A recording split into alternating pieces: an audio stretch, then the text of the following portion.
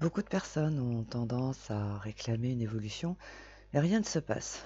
Et au lieu de faire une pause afin de réfléchir, elles continuent de remuer ciel et terre pour obtenir satisfaction. Mais si cette fameuse évolution ne se produit pas, c'est peut-être le signe que ce n'est pas cela qu'il faut demander, mais le rétablissement d'une situation, d'un secteur de l'existence, ou tout simplement son redémarrage puisqu'il est au point mort. Et il se trouve que cette semaine, Chiron, qui symbolise le rétablissement, est au sextile de Vénus et de Mercure en Gémeaux, qui sont, en ce qui les concerne, enrichis par Jupiter. Du coup, eh bien, ça va être l'occasion pour ces personnes d'avoir l'opportunité de rétablir un secteur de leur existence ou de le faire repartir s'il est au point mort. Néanmoins, il faut quand même préciser que ces énergies en Gémeaux sont coincées aux entournures par Saturne et Neptune en Poisson. De par ce fait, il ne faut pas qu'elles s'attendent à une opportunité de dingue ou un redémarrage en fanfare, car dans ce cas, elles vont carrément louper ces opportunités, estimant qu'elles ne sont pas à la hauteur de leurs attentes. Mais si elles sont reliées à la réalité, au présent, elles vont comprendre le sens profond de ces opportunités qui vont se présenter et elles vont les saisir avec joie. Et étant donné que Saturne est dans le coup, il n'y a pas que les signes de feu et d'air qui sont concernés. S'ils le souhaitent, les signes d'eau et de terre, c'est-à-dire les personnes qui sont en quête de paix, peuvent elles aussi profiter de ces opportunités. Et en ce qui concerne ces personnes avisées, si elles sont étonnées par ce genre d'opportunités, qu'elles prennent le temps de méditer, et ce faisant, elles vont prendre conscience qu'elles correspondent aux demandes qu'elles ont faites au ciel. Cela pour expliquer que, dans un cas comme dans l'autre, chacun a la possibilité de faire redémarrer un secteur de son existence qui est au point mort, et plutôt rapidement, puisque par nature, le bélier est un signe qui n'a pas pour habitude de perdre du temps.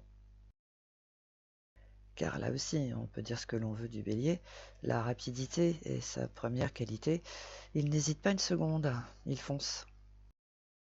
Donc, si une personne vous fait une proposition au pied levé et au moment où vous y attendez le moins, mais que vous percevez qu'elle peut vous apporter ce petit plus dont vous avez besoin pour repartir du bon pied, vous savez ce qu'il vous reste à faire.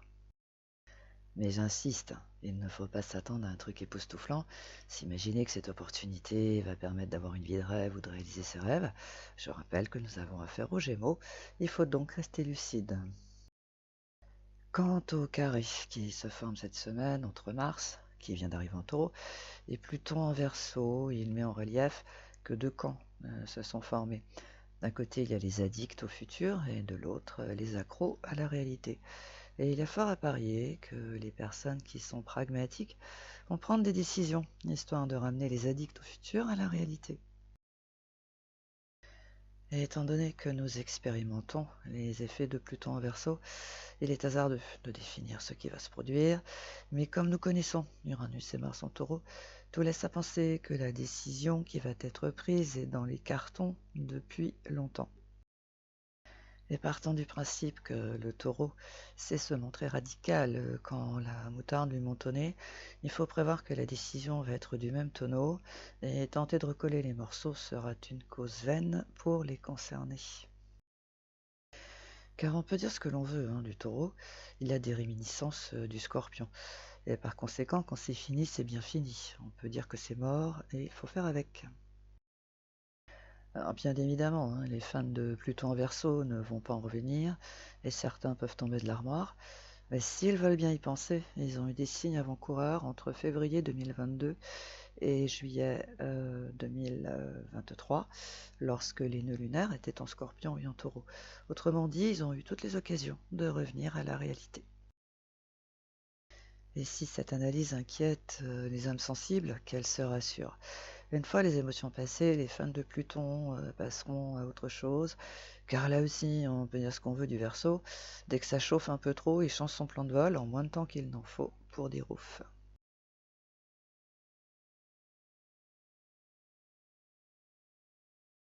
Bélier, à l'idée que vous commenciez quelque chose avec une personne vive et réactive, afin que votre quotidien sorte de cette routine qui vous accable. Taureau, il est fort possible que vous preniez cette décision qui est en suspens depuis plusieurs mois, histoire de régler un problème qui est devenu un peu trop encombrant. Gémeaux, si vous restez bien branché sur la réalité, vous avez toutes les chances de votre côté pour rétablir un secteur de votre existence. Cancer, une personne peut prendre une décision en votre faveur et soyez rassuré. Elle vous libérera d'une situation pénible tout en vous ouvrant des portes. Lion, un partenaire en affaires peut prendre une décision qui est susceptible de vous surprendre, mais si vous prenez le temps d'y penser, elle va vous enlever une épine du pied. Vierge, si une opportunité se présente, faites le tri, et grâce à cet état d'esprit éclairé, vous allez y trouver votre compte. Balance, une idée ou une opportunité vous ouvre des nouvelles perspectives et peut-être à l'étranger, dès lors que vous restez lucide. Tout va très bien se passer.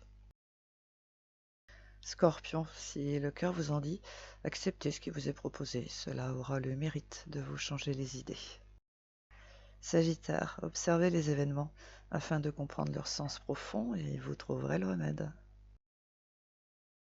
Capricorne, contrairement à ce que certains pensent, vous avez beaucoup d'humour et vous allez en faire la démonstration.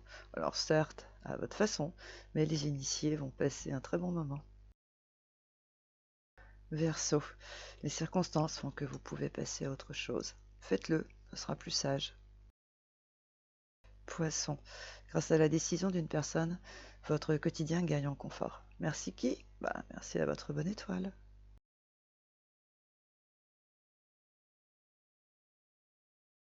Contrairement à ce que certains proclament, agir sous les coups des émotions est un luxe que nous ne pouvons plus nous permettre.